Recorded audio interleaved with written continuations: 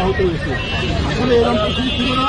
এই মামলাটা হিংসা বিদ্বেষের করে আওয়ামী লীগ যারা ছিল তারা আমাদের এই মানুষগুলোকে আটকে রাখতে হবে, বিএনপি আটকে রাখতে হবে, এটাই ছিল তাদের ধারণা। আসলে তাদের সকল ধারণা আজকে প্রমাণ করে যে হাজার হাজার বিএনপি নেতা ছিল।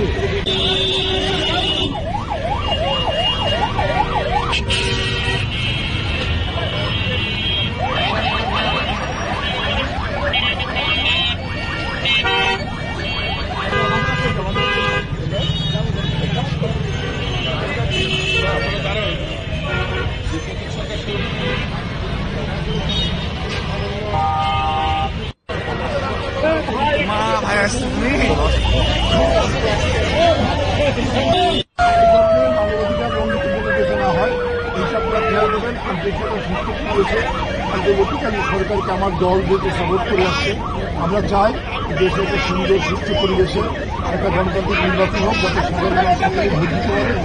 নির্বাচনের মধ্য দিয়ে একটা নতুন গণতান্ত্রিক সরকার হোক, তার মাধ্যমে সংসদের মাধ্যমে এই দেশ পরিচালিত হবে। এটি